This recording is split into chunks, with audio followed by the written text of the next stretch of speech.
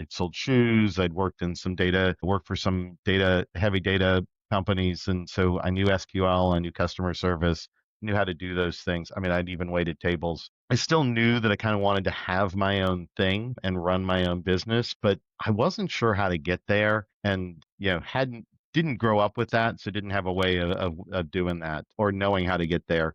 I got lucky in that the man who was running MoneyWise when I got here had the opportunity to in the early 2000s to kind of hop into the dot-com boom and start another business. And the original owner of this business came to me and said, "I know you're young, but you've got talent. Will you run this business for me?"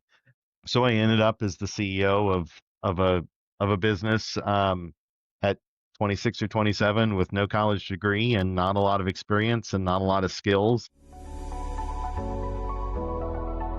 Welcome to A Founder's Life. I'm your host, Leo Gestetner. On this show, we dive into the real stories behind the highs and lows of entrepreneurship and how we pursue a more balanced and meaningful life along the way. This podcast is sponsored by Thankz, helping founders like us scale with reliable remote talent. Email founders@thankz.com, that's THANKZ.com, with the subject line of Founder's Life, and you'll receive $1,000 off your first month. Now, I'm excited today to be joined by Sean Shanks. Sean, would you please introduce yourself to the audience? Yeah, I'm Sean Shanks. I'm the president and CEO of MoneyWise Payroll Solutions. We are a local payroll service provider located in Charlottesville, Virginia. We serve clients in currently 39 of the 50 states, doing payroll for about 450 small to medium-sized businesses, serving about 14,000 employees. Wow, thank you. And talk to us a little bit about your journey, and both in terms of your journey that brought you up today, what your business does, which you've just said, but some more around what it does for your customers. And, you've got an unusual story in how you ended up as an entrepreneur and your journey through your current business as well. Yeah, and I mean it is a little interesting. I was a bit of an entrepreneur as a kid. I had in the US you were able to have local paper routes, so I delivered, sold and delivered the local evening news. And when I gave up my newspaper routes, I had the largest paper route ever. It became 8 different routes. Most people didn't want to manage the amount of work that I was doing. So when I left that, it became 8 different routes. I bounced through a lot of trying college, trying work, managed to just figure out how to kind of fail forward. Get a job, work a job. People see that I have greater talent, go to the highest level that they'd let me go at that company, leave, end up at a new company slightly lower than I was, one that I'd left the previous company, but higher than I'd started the previous company. I kind of worked through a number of those situations, scratching and clawing kind of my way to a living. Ended up in a situation here at MoneyWise where they were looking for somebody who had customer service experience and who knew a little something about SQL databases, because payroll is largely about providing great customer service and understanding how to do data. So it felt like at the time that kind of a job, and it was a job that was kind of tailor-made for the jobs that I'd had, right? I'd sold shoes. I'd worked in some data. I worked for some heavy data companies. And so I knew SQL, I knew customer service, knew how to do those things. I mean, I'd even waited tables. I still knew that I kind of wanted to have my own thing and run my own business, but I wasn't sure how to get there and, didn't grow up with that. So didn't have a way of doing that or knowing how to get there. I got lucky in that the man who was running MoneyWise when I got here had the opportunity to in the early 2000s to kind of hop into the dot-com boom and start another business. And the original owner of this business came to me and said, "I know you're young, but you've got talent. Will you run this business for me?" So I ended up as the CEO of a business at 26 or 27 with no college degree and not a lot of experience and not a lot of skills. And I learned on the job and I failed on the job. You know, we grew this business together. Ultimately, the original founder of the business passed away suddenly about 10 years ago. And we were in the middle of trying to figure out how I would be his succession. It was pretty clear that I had the skill and the makeup to run a small business, to kind of take that entrepreneur founder's kind of role, Neither of his kids wanted to do it. So we were in the process of trying to figure out what that would look like, although nothing had really been set in stone when he passed away. And so, it took 4 or 5 years to ultimately to buy out his widow, to kind of take over. And we didn't have a great plan. We didn't have a buy sell agreement. We didn't have any insurance that would have made that easier. So I managed to bring on an investor and kind of buy out his widow for a good deal for her. And then a couple years later, I was able to buy out the investors so that I could really stand on my own 2 feet and run this business. And it's not an accidental entrepreneur. It was always the hope. But I did really get to, instead of building something from the very beginning, from the very start, I got to take something that I had spent 10 years, 10 or 11 years shaping and growing, and take it over and continue to shape and grow it and build it and turn it into not something different than it was before, but also something that is markedly mine and not the original founders. Wow. That's great. And I think as you've been there a long time now. Yeah, it's I guess we're 2025, so I've been here 24 years.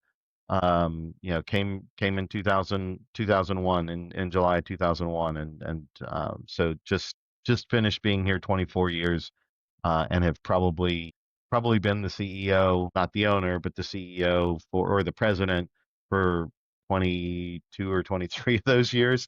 And been the CEO and president and owner for the last 4 years. That's a great success story. Thank you. And what about family? What does family look like for you? Yeah, I'm married. I've got three, I hate to call them children. I have three young adults, 17, 19, and 21. My youngest is a senior. It just started their senior year in high school. And my older two children are at our local community college. I'm a return on investment guy. I don't think that school and education is bad in general. But I also don't think it's always worthwhile to pay for an experience when you can get learning. And so, I encouraged all of my kids pretty strongly to spend the first 2 or 3 years after high school figuring out what they wanted to do, using our local community college as a means to do that, being able to stay in our home and have a safe place to launch from. I encourage my kids that if they wanted to work full time, that would be an option for them, because I don't think there's just one path for everybody, and I think it can be easy to kind of get pigeonholed into one direction. And so, my oldest is moving towards probably doing something in cybersecurity and has spent some time, working for me this summer. And then my middle child is likely to end up transferring to one of the state schools. We've got a great program here that allows, if you've done well enough, maintained a certain GPA at the community college, you get a guaranteed admission to one of the state schools, and he'll probably go on and do mechanical engineering, but he's also interning for me this summer. Great to have the kids want to work with you. Yeah, they don't want to run the business ever, but they certainly appreciate having the opportunity to do some work with dad. Nice. And actually, I had a friend who he said to his kids, well, if you go to college in Europe, they were from France, so they could go to college for free, basically, in France. He's like, if you go to college in France, I'll buy you an apartment. I mean, that's US education for you. Right. The sheer Right. cost. It's like you can spend the money on education, or you can have your first apartment. Yeah, a little obviously a deposit rather than, but still. And talk about sort of how health looks for you. Yeah, honestly, it's a thing that off and on I've struggled, right? It's not a thing that I paid a lot of attention to early. I fell into, and I hate to call it this, but I fell into that standard American mindset of, work hard, work long. The longer and harder you work, the better and more successful you must be. And my health suffered for that. I don't mind saying this out loud. I'm a recovering alcoholic. I haven't had any alcohol in nearly 18 years. That was something that I carried into the beginning of my working life, and so I worked hard and played hard, but that meant partied hard, and that wasn't sustainable. That wasn't good for my family. That wasn't good for my health. That wasn't good for the business. So now I have a very, very structured bit of of training that I do. I actually train to do triathlons. I've done various different events over years. I've raced bicycle, but current focus is on triathlons. I tend to train 5 to 7 days a week, but not a lot on any given day. Rarely more than an hour and 15 minutes at any given time. I throw in a little bit of strength training, cross train with a little running, swimming, and cycling. Try to sign up and complete a couple events a year just to keep me motivated to do the things. I still probably fail the most at nutrition. You get busy and you work through lunch, and that has a knock on effect. But I tend to do a lot of my health data driven. And I know that you work with a company that does that, but I've worn a Whoop strap for probably since 2019. So I've got a good sense of my sleep and my recovery and my overall cardiac health, day in and day out for the last 5 or 6 years, and that's important to me. I say to other founders and small business owners and some of my colleagues, like, the single greatest risk to my business is my personal health. And that's actually meaningful to me, right? Having and it with the previous owner, it was a freak genetic thing, but living through the owner of the business you work for having a heart attack certainly changes your perspective on how important health and keeping some level of life balance, a balanced life. I won't say work-life balance, but having a balanced life is important. Definitely. We'll get into that in about 2 seconds. Well, what do you like to do for fun? And then and you might as well then lead into how you define a balanced life and that overall balance. Yeah, what do I like to do for fun is a great question. I love music, movies, and books, so I read a lot. I read both. I'm almost always have some fiction and some nonfiction that I'm reading at all times. I have my background blurred out, so you can't see that I've got a stack of records behind me. I have a record player in my office. I will spin full albums here at work. I also probably have an eighth of my record collection here, and the rest of it is at home. Often sit down and enjoy listening to a full album start to finish. I will take anybody's recommendation on music. And if I'm not sure I want to buy it, I will stream the whole album off of Spotify first. And if it's good, I'll buy it. I've got a pretty eclectic set of tastes, and then I do enjoy a good movie. So I do like to go to the movie theater. I actually also like to go to the theaters. Those are some of the things that I do for fun.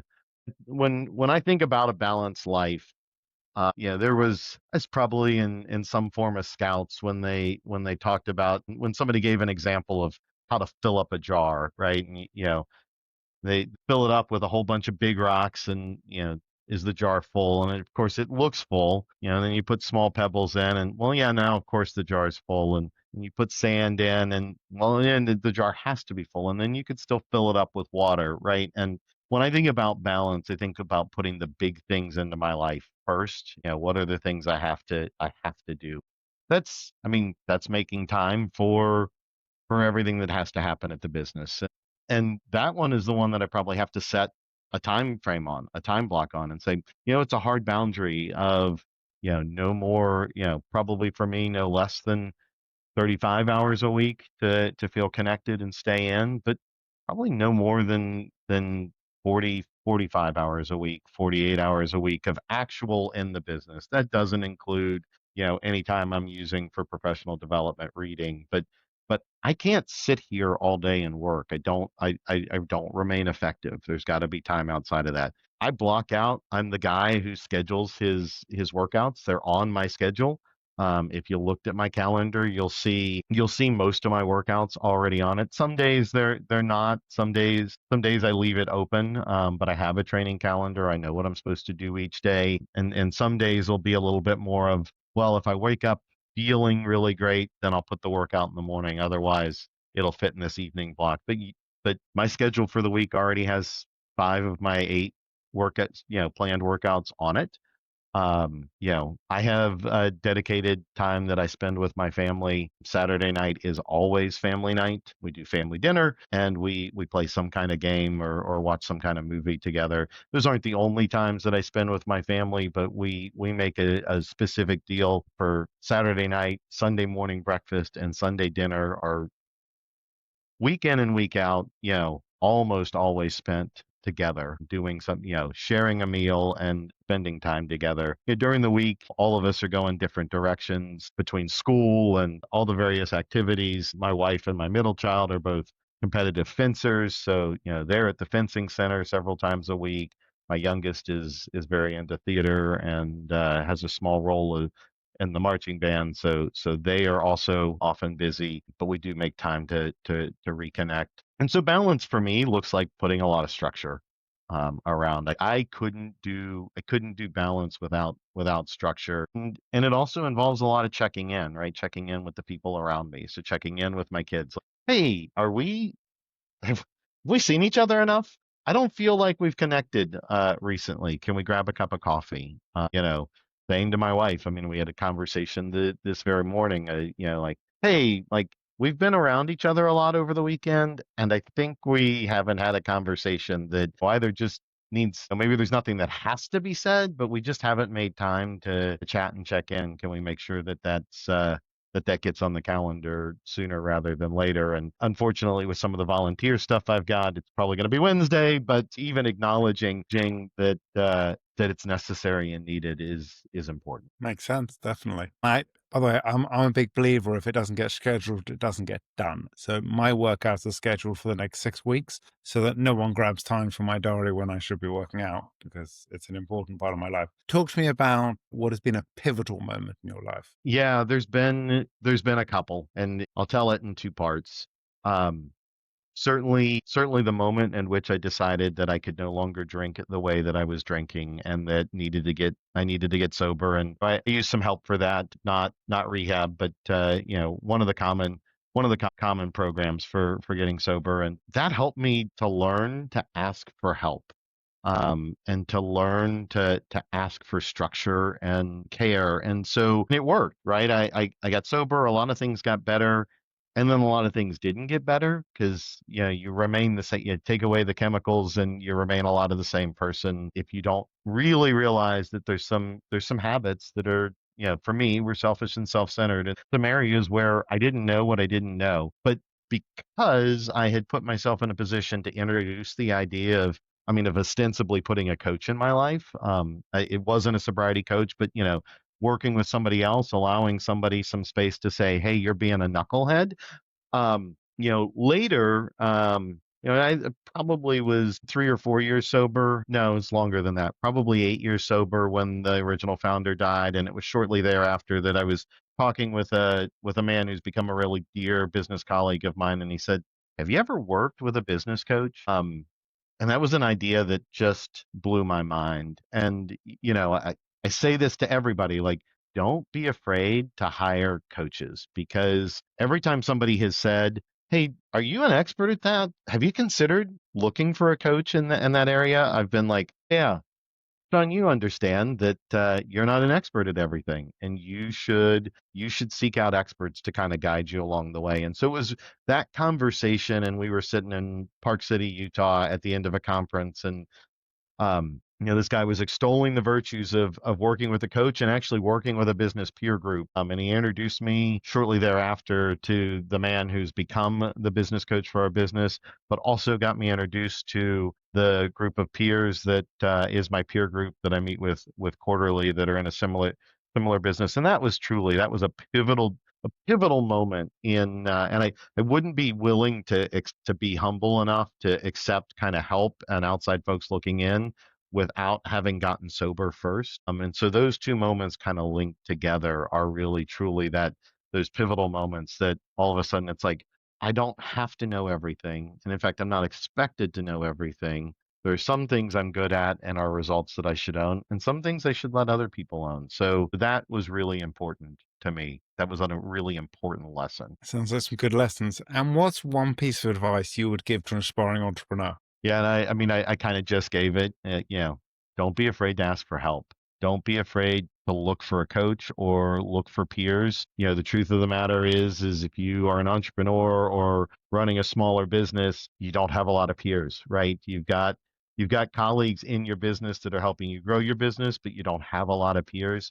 Find your peers, surround yourself with your peers, and even if you don't specifically hire a coach, find some of those guys or men or women who have I almost said guys or gals, men or women who've been around, who've done the thing that you're doing, and make friends. Be willing to be vulnerable with them and to learn from them and to admit that you don't know, maybe even occasionally to admit that you're afraid or you're lost. Because I don't think, been my experience, that I can't be successful in a vacuum and on my own. And it has really truly been the other folks, the other people that I've chosen to surround myself that have made me a better leader, and a better entrepreneur and better business owner and a better business person. And so yeah, don't be afraid to ask for help or otherwise surround yourself with folks that are on the same path. I also think there's a very close relation to how you are in business and how you are at home. So by making yourself a better person, in my belief, it also in many ways makes you a better father, I think you become, as you learn to be present in business, you learn to be present in family. I think these things, our patterns repeat, whether they be in business or personal.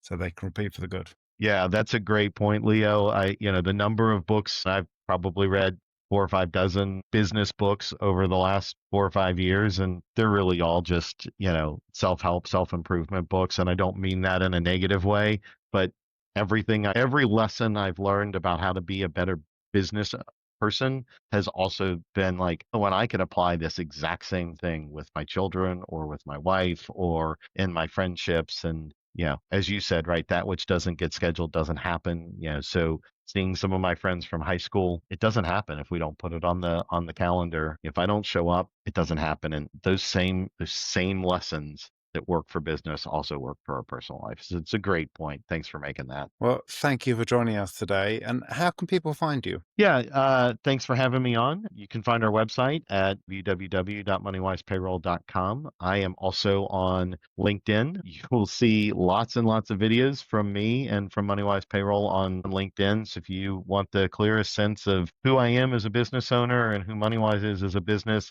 LinkedIn is probably the fastest place to find us. And I'm just Sean Shanks on LinkedIn, and the business is MoneyWise Payroll. Well, thank you. Thanks, Leo. And thanks for listening to today's episode. If you enjoyed this conversation, don't forget to subscribe to the channel, tell your friends, and please leave a review.